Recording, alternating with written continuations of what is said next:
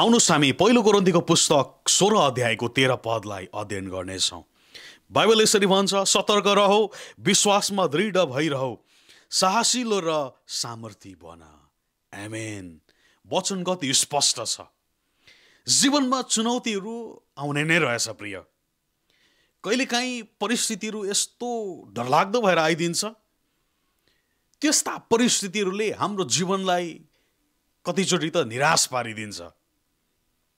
कतिचोटि हामी निराश पनि हुन्छौँ।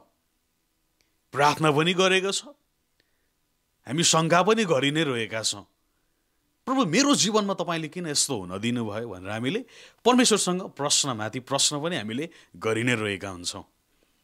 मैले तपाईँलाई भन्दै थिएँ, चुनौतीहरू यस्तो डरलाग्दो भएर आइदिन्छ, हामीले कहाँ साहस फेर्ने भन्ने पनि हामी कतिचोटि बिर्सिन्छौँ। हामीलाई त्यतिखेर कसैको साथको खाँचो पर्छ, कसैले यो समस्यालाई चाहिँ हल गरिदियोस् भन्ने हामी चाहन्छौँ। तर प्रिय, बाइबलले भन्दैछ, सतर्क रहो, विश्वासमा दृढ भइरहौ, साहसिलो र सामर्थी बन।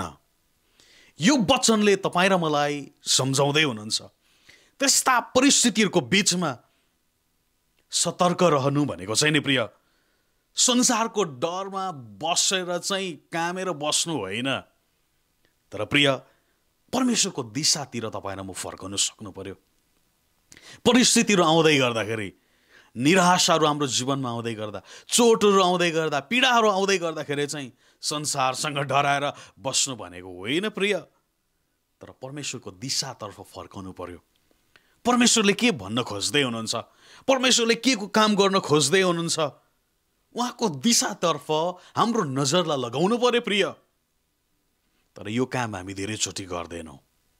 किनभने हामी छिटो निराश अझै हामी निराश भएर बस्छौँ।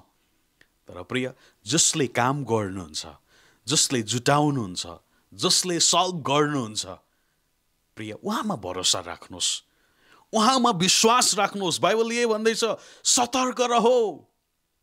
जब परिस्थितिहरू बदलिन थाल्छ, संसारको कुराले नि प्रिय हाम्रो मगजलाई पनि एट्याक गर्न खोज्छ। दुष्टले विशेष गरेर तपाईँ र मलाई परमेश्वरदेखि टाढा बनाउन त्यसको योजनाहरू पनि त्यतिखेर एक्टिभ हुन थाल्छ। बाइबलले भन्दैछ, सतर्क रहो। सतर्क पनि हामी रहनु पर्यो प्रिय। विश्वासमा दृढ भइरहौ, विश्वासमा चाहिँ बलियो हुनु पर्यो। आधी तुफान नै किन नआओस् प्रिय, तर पनि तपाईँ र म विश्वासमा चाहिँ दृढ रहनु पर्यो, बलियो हुनु पर्यो,